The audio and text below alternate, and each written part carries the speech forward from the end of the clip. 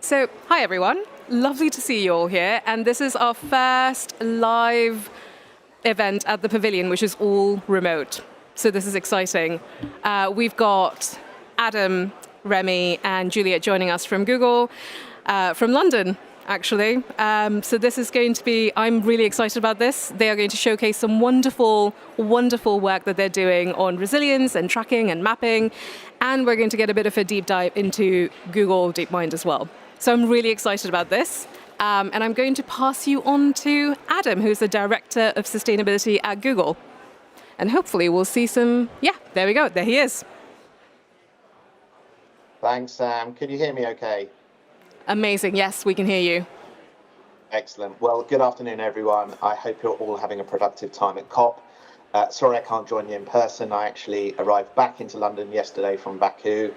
Still slightly exhausted, but an invigorating week. Firstly, a huge thanks to the UK government for inviting us to participate in the Pavilion's programming, and also a huge congratulations to the UK government's leadership with the updated NDC this week. Let me just load up the slides and then we can jump straight in.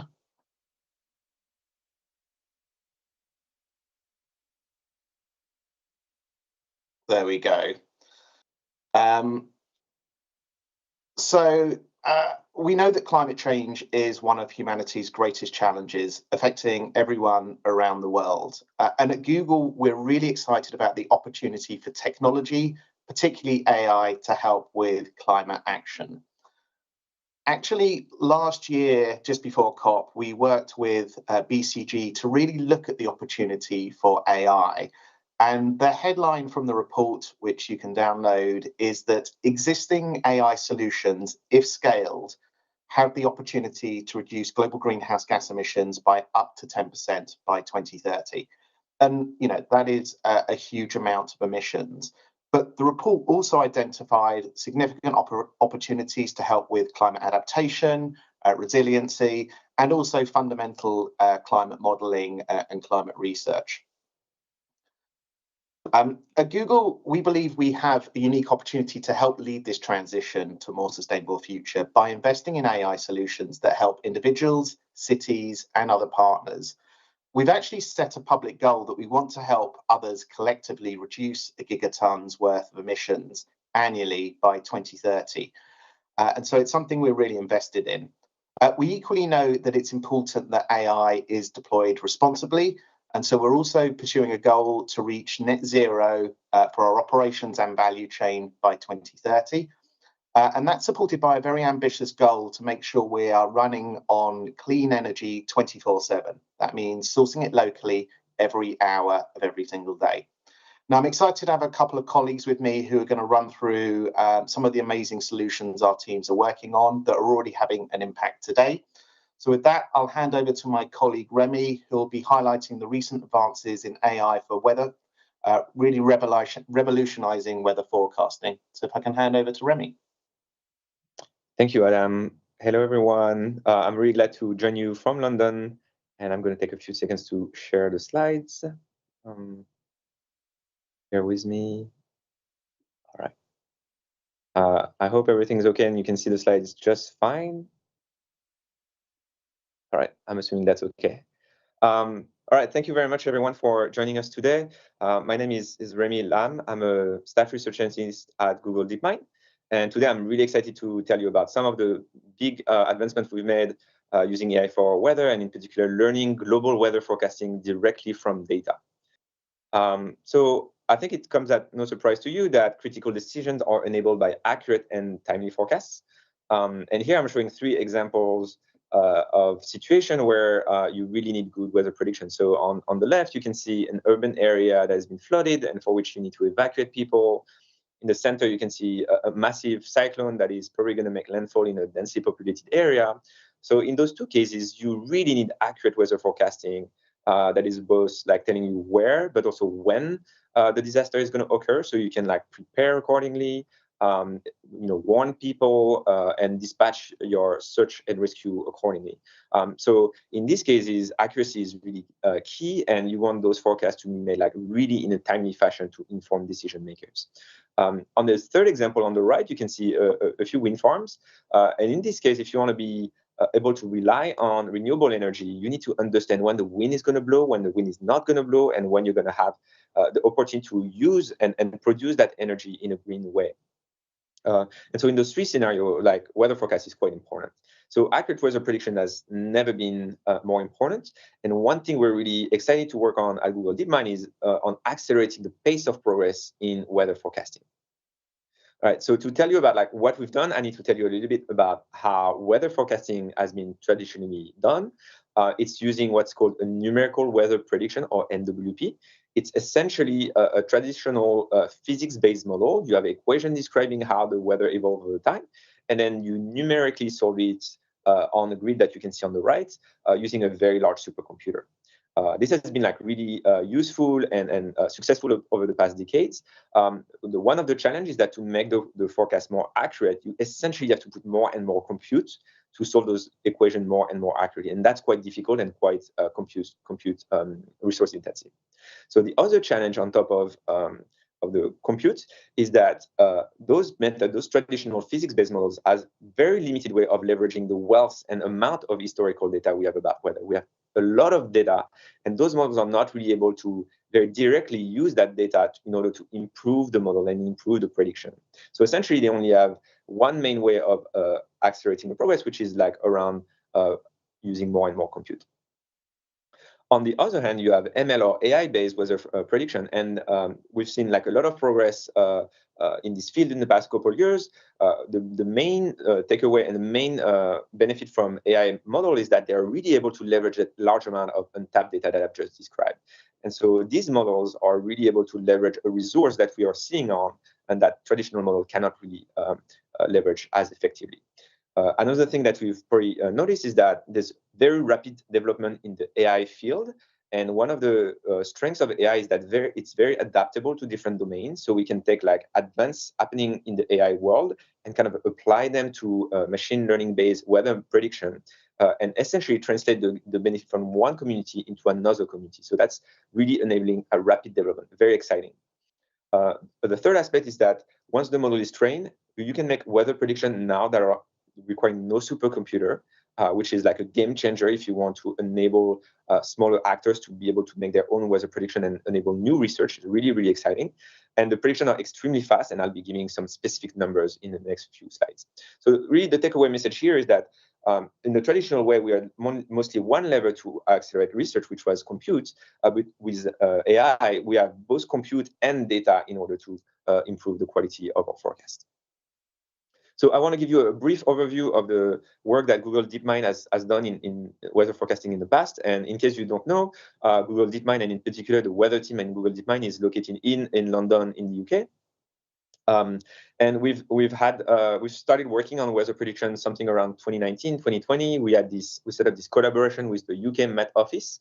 And we worked on precipitation nowcasting. So precipitation nowcasting is the prediction of rain up to 2 hours. And so you can see a little video on the right of a prediction made by one of our models. You can see it's a regional model over the UK, and it's like only a couple hours of prediction. So that was a very, very excellent opportunity of research. We learned a lot from each other. And what you can see here is that we build a lot of intuition about how AI model could be used and in the weather context. And one of the results of this collaboration is that we showed the prediction made by AI model to 50 meteorologists from the UK Met Office. And in 90% of the cases, they prefer the AI-based weather forecast to the traditional one. So that was quite exciting. We published the results in Nature in 2021, a big win for Google DeepMind and the UK Met Office. And we've taken those learning to like essentially expand the scope of the research we're doing. So later in 2023, we had a different model called MetNet3 that was kind of pushing the envelope of what was possible. We went from a regional model for 2 hours to a regional model for 12 hours of prediction. That model is now available through different Google applications to any user that, for instance, is using an Android. And late last year, we essentially published this new model called GraphCast in Science. And that's essentially going to like a even more global scale. So instead of doing prediction for the UK only, we're making prediction for the entire world. And instead of 12 hours, now we're pushing it to 10 days. And so I want to tell a little bit, I want to take some time to tell you a little bit about like that model and all the things you can do with it. So what is GraphCast in a nutshell? So GraphCast is essentially learning global medium range weather forecasts with machine learning. So what does it mean? Global means like we're making a prediction for the entire world, and medium range means we're making prediction up to 10 days ahead of time, essentially. And we're predicting many, many variables. So at the bottom, you can see 3 videos, and there are 3 of the 227 weather variables that GraphCast is predicting. You can see the surface wind on the left, the surface temperature in the center, and the temperature at 500 hectopascal on the right. So it's predicting a lot of different fields all over the world at different vertical levels that you can see on that globe figure on the right. So the takeaway message from GraphCast, if you only have to remember one thing, is that GraphCast brings a paradigm shift in weather forecasting, and for several reasons. The first one is that it's fully learned from data. In particular, we learn from a dataset called ERA5 that is created by the European Center for Medium Range Weather Forecast, or ECMWF. And so GraphCast doesn't have any physical equation. It doesn't solve any physical equation. It's fully learned from data, which is a quite a different way of making weather prediction compared to the traditional paradigm. The second point is that GraphCast is more accurate than traditional weather forecasts. We've done a comprehensive evaluation and compared the quality of the forecast from GraphCast to the deterministic gold standard from the European Center, which is called HRES, the traditional physics-based model. And GraphCast outperformed HRES on 90% of the 1,300 targets that we evaluated. And even if you remove the part of the atmosphere that most people don't care about, essentially, that number rises to 97%.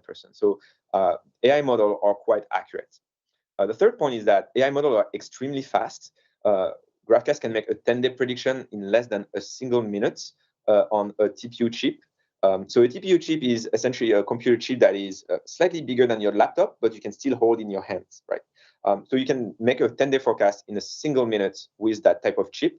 And that's in comparison to traditional model would take an hour to make a 10-day forecast on a supercomputer the size of a bus. So there's quite a game changer here in terms of accessibility for those forecasts. And so the last point is that, yes, this is more accessible for a lot of researchers because you don't need a supercomputer to make a forecast. And in particular, we've made the GraphCast code and train weight publicly available on GitHub. And I'll go back to that point a little bit later. So that model, I've told you it's great. I want to show you like what you can do with a model like GraphCast. And we looked at several applications in severe weather. And the first one we looked into is atmospheric rivers. So in case you don't know, atmospheric rivers are like rivers in the sky, and they transport a lot of water vapor away from the tropics.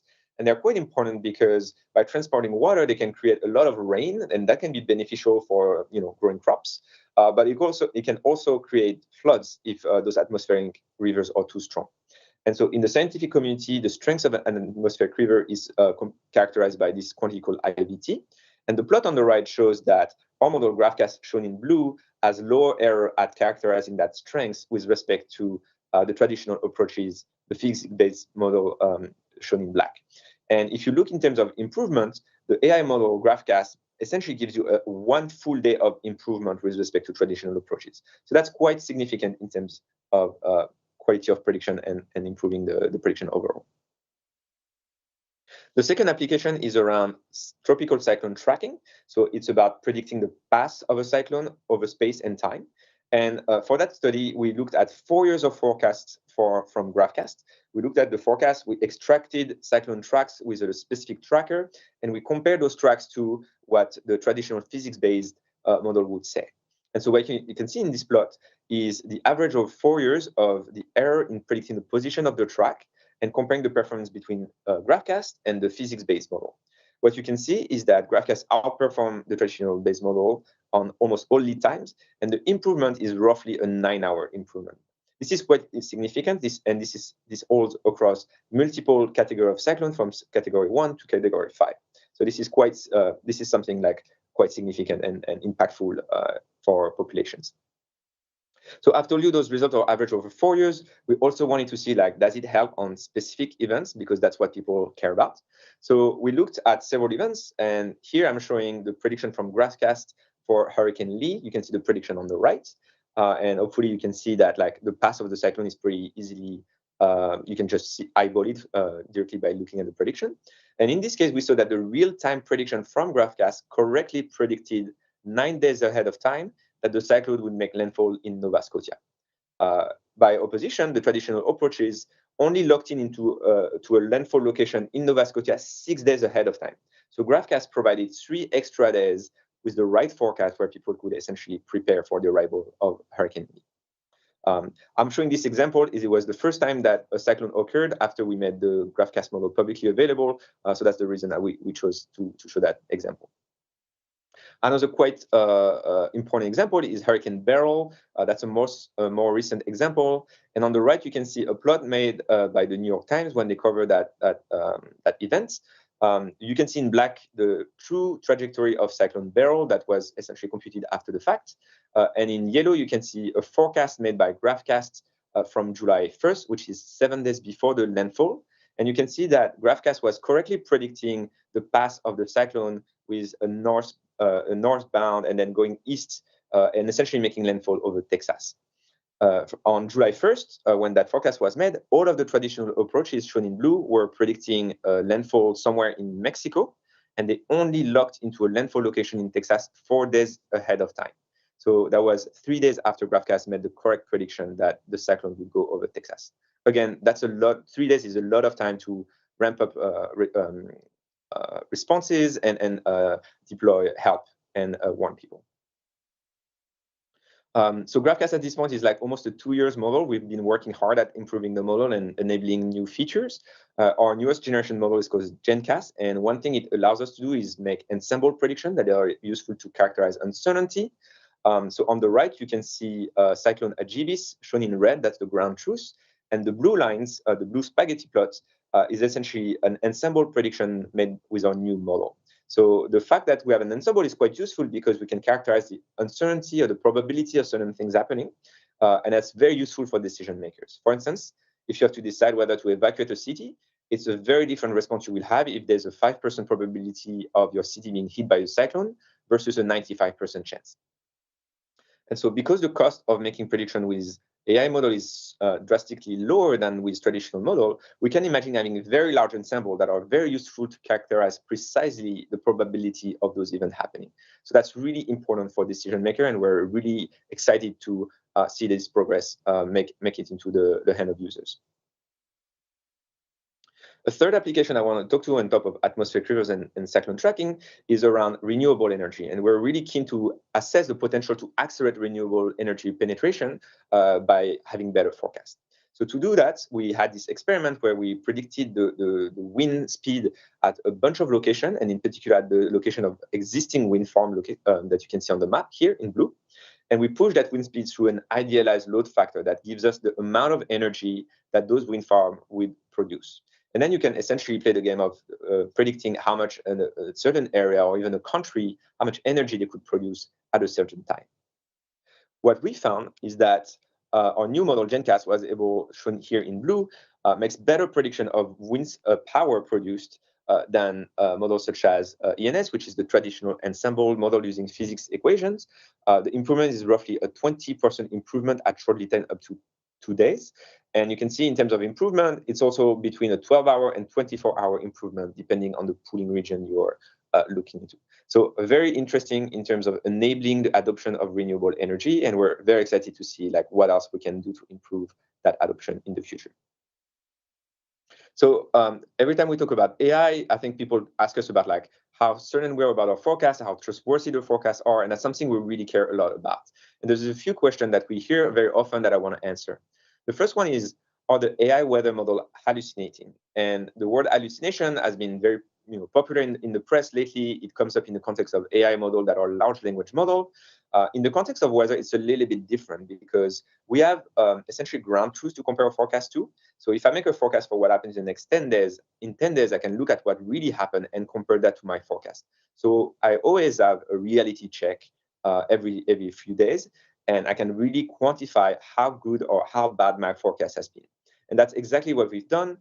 In the past, we've done very extensive evaluation comparing thousands of different metrics and different variables. And we've actually published those results in peer-reviewed scientific journal to really make sure that our results are solid. And that's, so we're very confident that our models are not hallucinating and are making very good predictions. The second question is, will an AI weather model trained on past weather work in the future? And one thing we've been very careful, this is a very fair question. And one thing we're very careful about when we develop those models is that we train on past data, and then we always evaluate every result we show is on data that is coming after the data that is used for training, is future data essentially. So we always account for the fact that when we deploy our model, it's always going to be on data that we've never seen during training. And the last question is, what about climate change? So one thing that is important to note is that GraphCast and GenCast, our model, are medium-range weather forecasts. So they are designed to make forecasts up to 10, 15 days, and they're not made to make forecasts up to like several years. So they're not climate model. But one thing we've actually demonstrated in the paper is that if you take one of our model and you retrain it using the freshest data that becomes available every day, then by using the freshest data, the performance increases over time.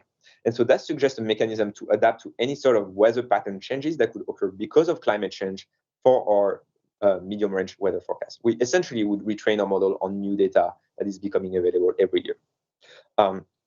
So the last thing I want to touch upon is how we can accelerate progress in that field. This is really exciting, and this is a field that where progress really impacts and benefit everyone.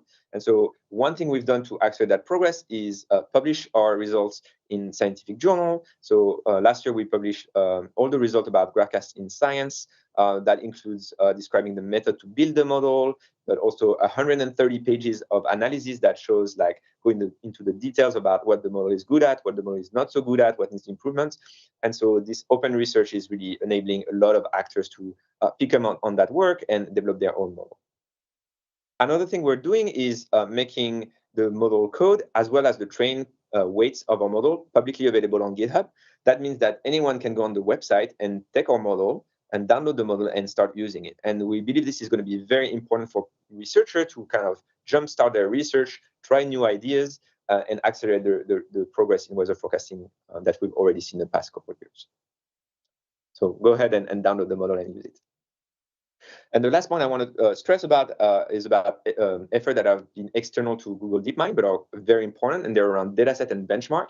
I think the rapid progress we've seen over the past 3 years has been enabled by two things. The first one is high-quality public datasets, and in particular, the ERA5 datasets from the European Center for Medium-Range Weather Forecast, or ECMWF.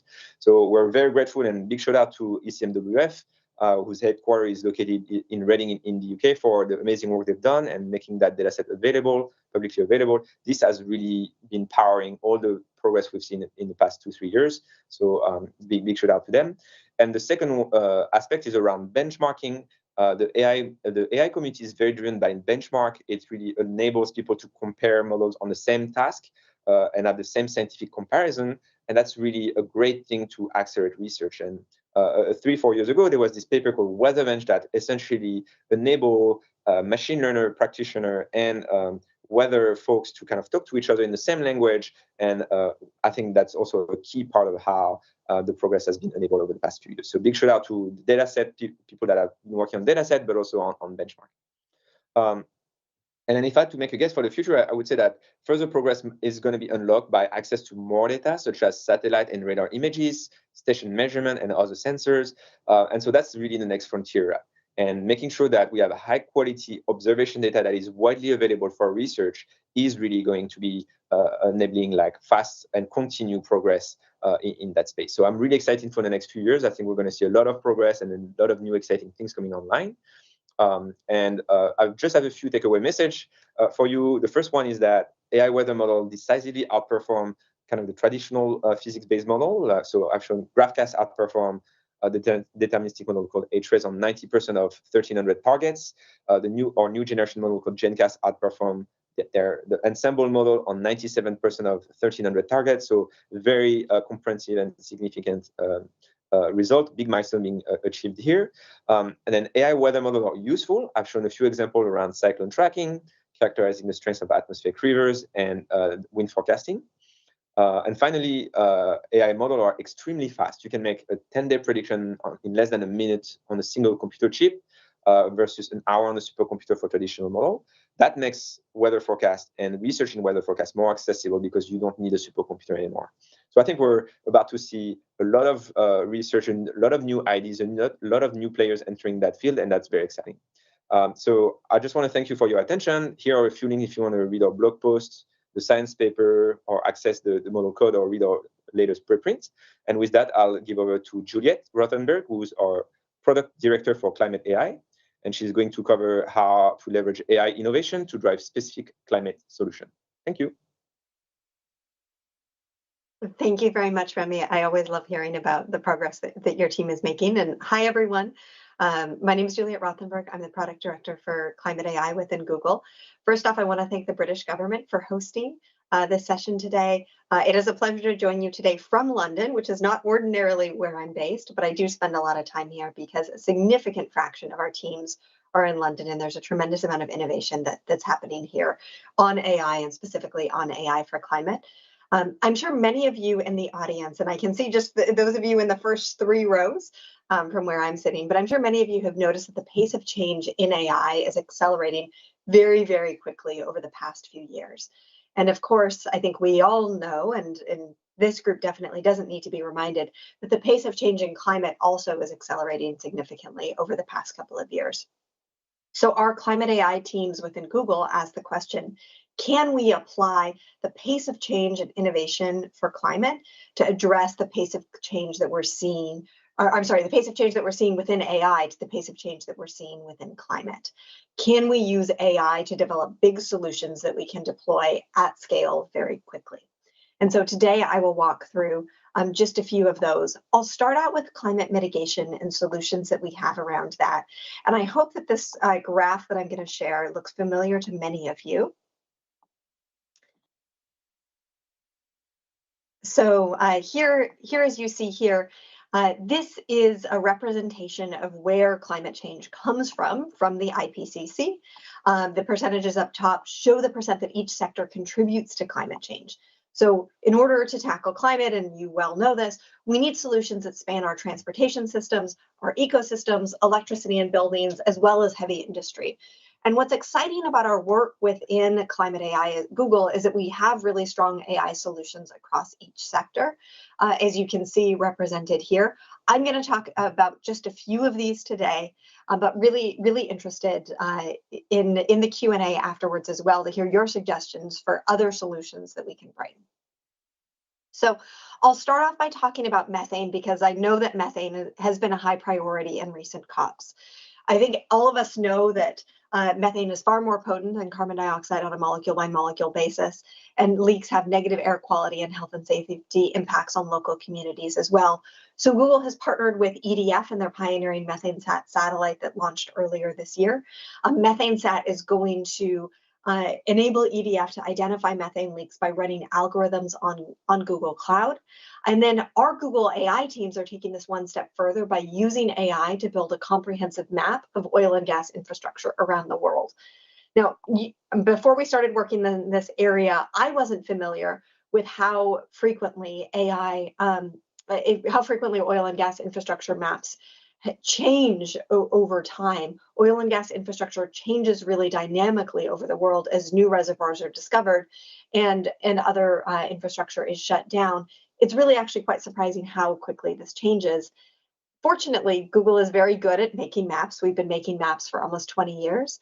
And every day we update Google Maps to reflect how quickly the world moves. So we're using a similar approach to update our map of oil and gas infrastructure. And together with EDF, we're making this data publicly accessible on MethaneSat's website and through Google Earth Engine to make methane leaks widely visible around the world.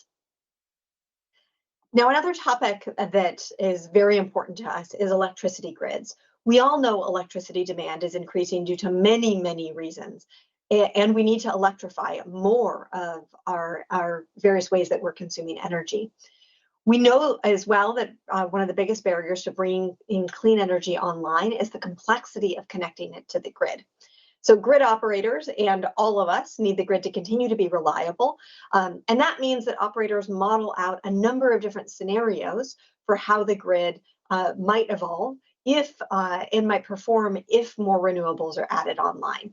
They need to monitor, for example, changing weather scenarios. They need to monitor model aging infrastructure to make sure that the grid continues to stay resilient. And all of these models currently are very slow to run.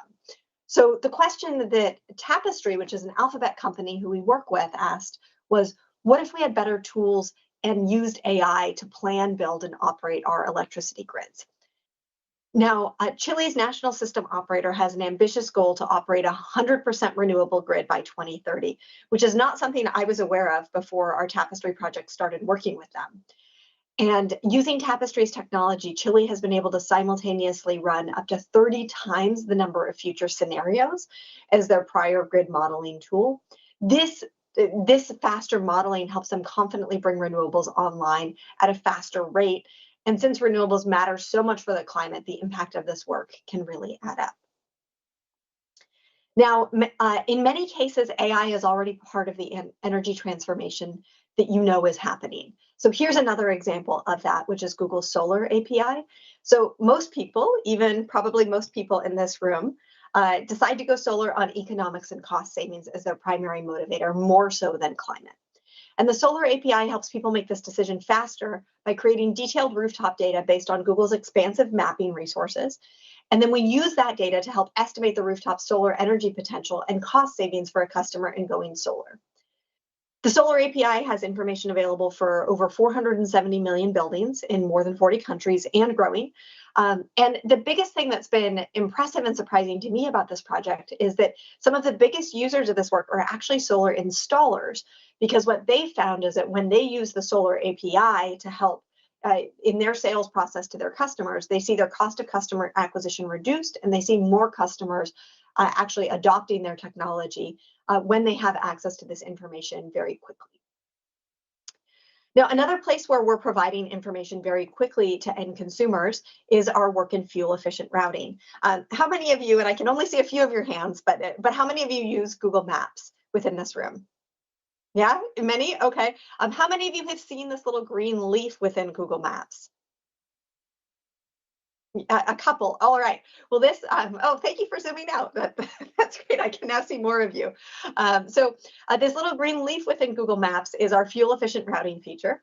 Now, fuel efficient routing gives drivers the option to choose the most fuel efficient route if it's not already the fastest one. So this uses AI to suggest routes that have things like fewer hills, for example. You may know hills consume a lot of fuel, less traffic, and more constant speeds that have the same or similar ETA. Now, one of the things that's important about this work is, of course, the most efficient route varies based on what type of engine you have. So diesel engines, for example, are usually more efficient at high speeds than petrol or gas engines, while hybrid and electric vehicles tend to perform better in stop-and-go traffic. So we now allow drivers to select their engine type to choose from gas or petrol, diesel, ethanol, hybrid, or electric in order to get the best route and the most accurate fuel or energy efficiency estimates. Since launching this work about 2 years ago, this feature is estimated to have helped prevent more than 2.9 megatons of CO2 emissions, which is the equivalent of taking over 600,000 gas-powered cars off the road for a year. I suppose I should say petrol while I'm with you. And this is now available in most countries around the world and is currently being rolled out worldwide. Now, on the topic of traffic, who here likes stop-and-go traffic? Anybody? Well, I don't see any hands with this, and I think the climate would agree with you.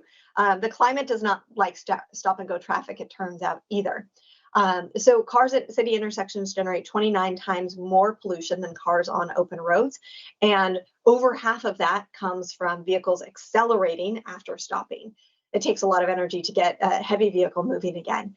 And this is why we developed Project Greenlight, which leverages AI to help cities optimize traffic lights, reduce stop-and-go traffic, and reduce emissions. Our technology is now being used in over 14 cities around the world, from Rio, where I just was, to Hamburg, to Seattle, to Boston and Bangalore, and a number of cities around the globe. Early numbers show the potential for up to 30% reduction in stops and up to 10% reduction in emissions at intersections where green light is deployed.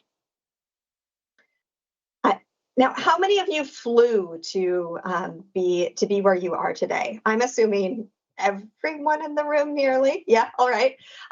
So when you flew, you probably were thinking about the CO2 emissions from burning fuel. How many of you were thinking about the CO2 emissions from contrails? Or I'm sorry, not the CO2 emissions, the warming impact from contrails. Anybody? Well, contrails, it turns out, are responsible for over a third of aviation's warming impact. This graph here that we're showing is from IPCC AR6 using GWP 100 numbers. If we use shorter GWP timelines, contrails even become over half of the warming footprint that aviation is having on a very short-term basis. I actually was just meeting in London with some of our colleagues from Imperial College London, who we work with extensively on this effort.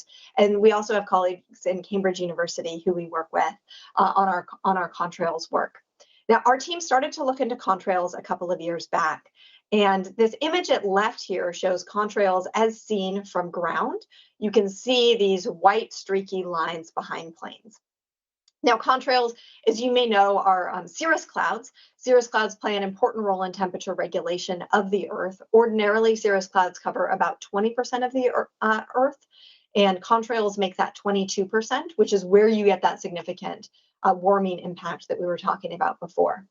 Now, this image on the right shows contrails in satellite imagery. And what's so exciting is that you can see contrails in satellite imagery. And when we can see them, we can actually start to track contrails. And so this model here is using AI to detect contrails over the US over a single day. These little red lines are those detections. And you'll notice here, for those of you who have flown a number of flights over the US, that these red lines are not a representation of everywhere that flights flew this day. Contrails aren't created everywhere that airplanes flew this day. They only form in cold and humid regions of the sky. And so the question is, what if we could have planes adjust their altitude to avoid these regions, just like they do to avoid turbulence? We wanted to see if we could predict these formation regions and enable this to happen. And so we partnered together with Imperial College London and Breakthrough Energy and actually American Airlines to see if we could reduce contrails in live flights. And we fed our AI-based predictions into the iPad software that pilots see within flights. You can see a screenshot of that here. These gray little boxes on this slide are our predictions of where contrails would form. The y-axis is the altitude of the flights, and the x-axis is the lateral distance. And in the gray line, you can see what the pilot was originally going to fly, which was to ascend up to 36,000 feet and then level off.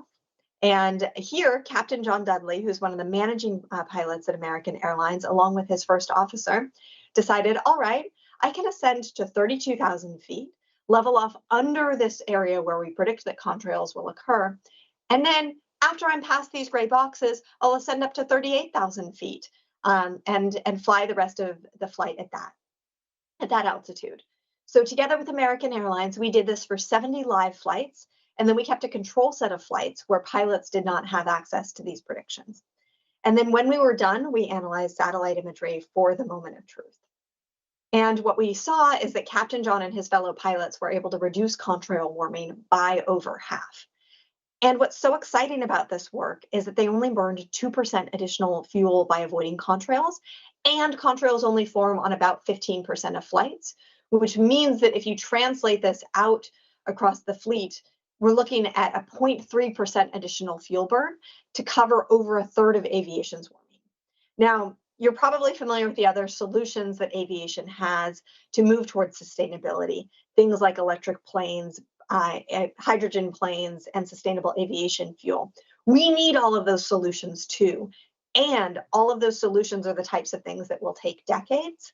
Whereas when we talk to the VP of Sustainability for American Airlines, she notes that contrails is a solution that has the potential to scale across the industry in 2 to 5 years.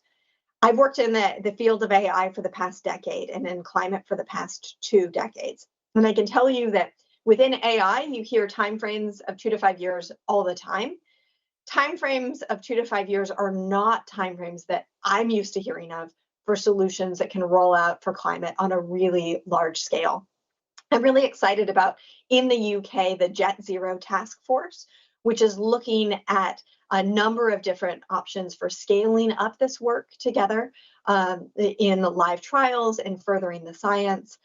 because this type of scale is really unprecedented in being able to unlock large solutions to climate change really quickly. We're expanding our work with American Airlines going forward. We're also working in Europe with Eurocontrol, which is air traffic control in Europe, to scale this up from an air traffic control perspective going forward. All right, so those are a number of solutions around mitigation. I also want to talk, as Remy did, about adaptation, because unfortunately, we're seeing a lot of need for adaptation here today. Now, one of the reasons why Google has long been really interested in and committed to our work in adaptation is that people turn to Google in times of crisis across our platforms that reach a billion users across many of them. So, for example, across Google Search, across YouTube, across Google Maps, we consistently see a lot of uptake during times of crisis. I want to share some of our work in flood forecasting specifically. Floods are the most common type of natural disaster, and they have a very disproportionate human impact on the global south, where they cause tragedies and also significant economic loss and loss of both lives and livelihoods. I think we've all been very saddened by the recent floods in Spain this year, as well as devastating floods in Brazil and other areas. And one of the things about how floods have been historically forecasted that was a surprise to me is that those little stream gauges in rivers were required to actually get accurate forecasts in a region. So you had to have those little sticks in a river that measures those river lines. That's called a stream gauge. And without a stream gauge, it was very difficult for countries to get really any forecast data on whether they would have a flood. And the other piece is that, and I know equity has been a very big theme at COP this year and also in other years, is stream gauges are not equitably distributed. They're highly correlated with GDP. And that means that many of the countries that are most vulnerable to floods have the least data on how they can address them. So our AI team within Google Research asked whether we could build a model that generalizes to locations where we don't have observation data, so we could provide forecasts that could help around the world. So we built a model on a number of different sources and published that model in Nature. And what we found is that we've been able to extend the lead time of forecasts in Europe by 7 days. So you get 7 days advance notice in Europe compared to state-of-the-art from ECMWF, the Global Flood Awareness System. And the other piece that makes me really proud about this work is not only have we improved European quality flood forecasts, but we've also brought European quality flood forecasts to Africa and to over 100 countries in the world, covering locations where over 700 million people live. So this, as I'm showing right now, is the Google Flood Hub, where we provide this data on a real-time and open access basis. And we also have data on Flood Hub that can be used by cities and experts in over 150 countries across 250,000 locations. We are currently making our data available via API, and we're also releasing historical data sets for researchers. So, very eager to see if there are additional partnerships that are of interest for this. We have a number of NGOs and governmental organizations who are actively using this data to be able to help their citizens better combat floods. Now, I'm a Californian, and so I'm also going to talk about wildfires. Unfortunately, we're now not just seeing wildfires impact in California, but also seeing wildfire impacts further around the globe. So as you may know, wildfires are increasing due to hotter and drier conditions. And our wildfire boundary feature is helping people understand the extent of wildfires using AI and satellite imagery to map large fires in close to real time, and then display them on Google Search and Google Maps in fire-prone parts of the world. The satellite imagery that we use for this combines geostationary satellites with higher resolution low Earth orbit satellites so that we can get the most accurate picture we can, given the satellites that we have today. But this is challenging because the high resolution satellites only come around a couple of times a day.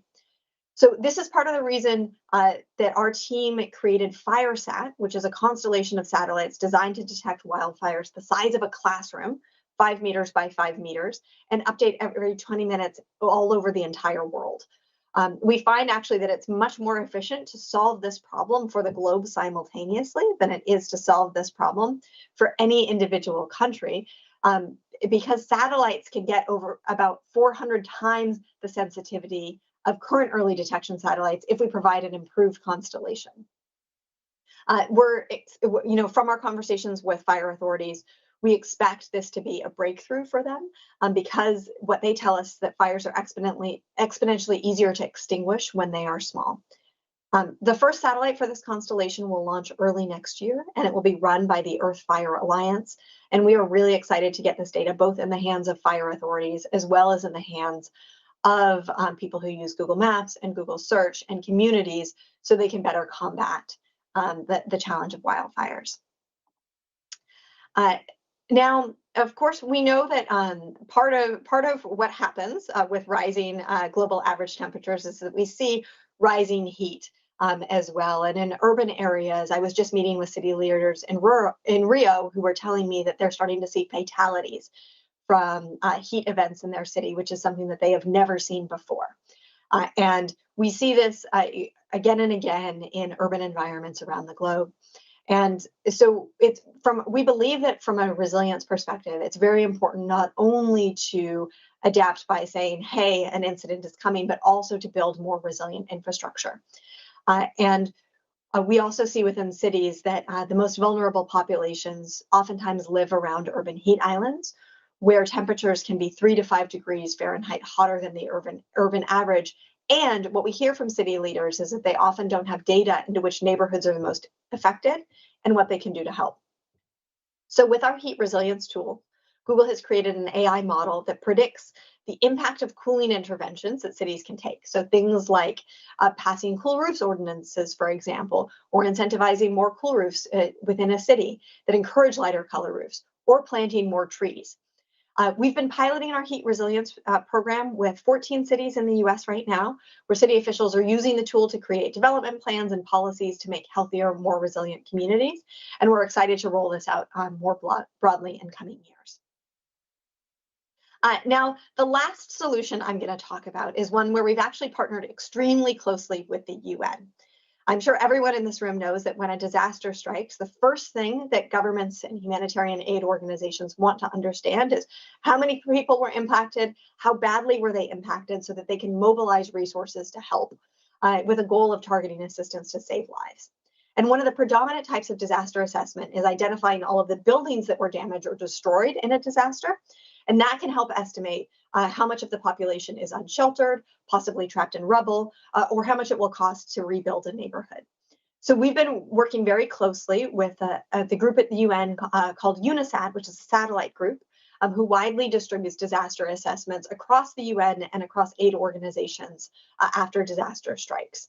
They're using our Sky AI technology, which leverages itself AI and satellite imagery to rapidly assess damage from disasters across disaster types like wildfires, floods, hurricanes, earthquakes, and more.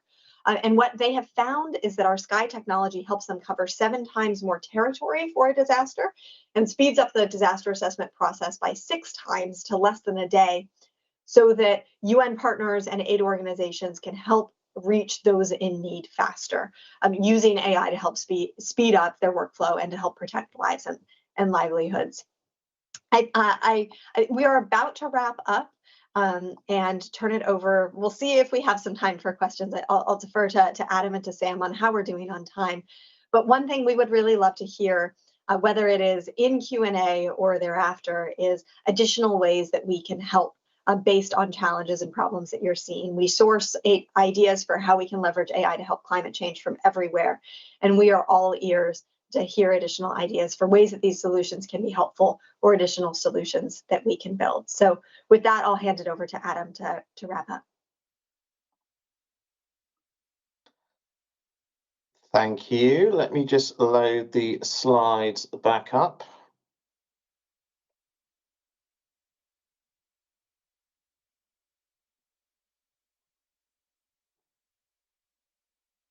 There we go. Lovely. Thank you, Remy, and thank you, Juliet.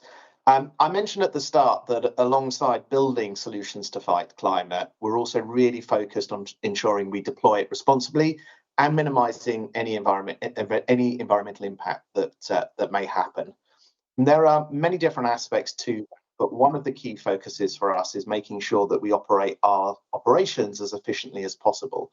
And just to put this in perspective, a Google data center is about 1.8 times more efficient than a typical enterprise data center. And to put that in perspective, compared to 5 years ago, we have almost 4 times as much compute power for the same amount of electrical power. So something we continue to focus on, but we're making good progress. But alongside making sure we're operating as efficiently as possible, we also want to make sure we're operating and using clean energy. And it's something that Google's focused on for many years. And actually, by 2017, we were matching 100% of our electricity needs with renewable energy on a global annual basis. And that's something we've done every year since, and we're really proud of that. But what that really means is we get to the end of the year and we say, how much electricity did we need? And did somewhere around the world at some point, did we buy enough clean energy? And so in reality, it meant that on some days in some parts of the world, we were still reliant on fossil fuel, something that we're not happy with. And so we've set this ambitious goal to operate on 24/7 carbon-free energy, sourcing that energy needs locally, matched on an hourly basis every single day. And guess what? AI is helping us to do that. And we have an AI-powered tool called Carbon Intelligent Load Shifting that basically looks at what are the compute jobs we're going to need to run the day ahead, and when do we think clean energy is going to be produced around the world on an hourly basis. And it automatically shifts those jobs around so we can make best use of the clean energy that currently exists.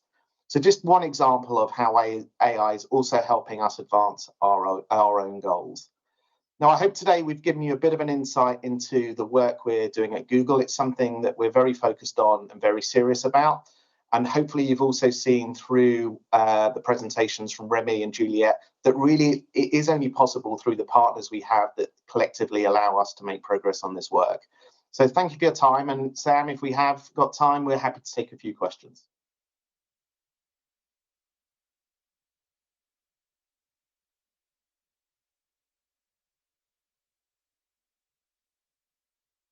Ooh. No. You've got a question? No. Oh, we've got a question here. We've got one. Can you hear me? I got one question for I think it applies to Remy. If you hold it closer. I've got one question for Remy. I'm thinking about when we talk about short-term forecasting, often the literature suggests that we need to have some sort of simulated data sets for historical events. But historical events are often very hard to predict, hindcast. So they have their own set of uncertainty. So in a way, we are carrying over all the errors and misclassifications. So how do you, what would be your recommendation to, in such cases whereby we have short term of actual observations, let's say 2 decades, but we want to have simulated data starting from, say, 1950s, and we want to have some sort of real-time or short-term forecasting of events? Thank you. Remy, did you hear that? Yes. Perfect. So I think the question is about how to generate short-term forecasts and also how to deal with very short amount of historical data for extreme events. I think this is quite a challenging type of events in general for AI. Rare and extreme events are typically hard to predict, but it's not impossible. I think we've had past work in nowcasting, and I've showcased the Nature paper, but also the MetNet3 models, which can make very short-term prediction and at, let's say, 5-minute interval, getting to the very extreme events, for instance, for precipitation, very high threshold of precipitation is always kind of challenging for several reasons.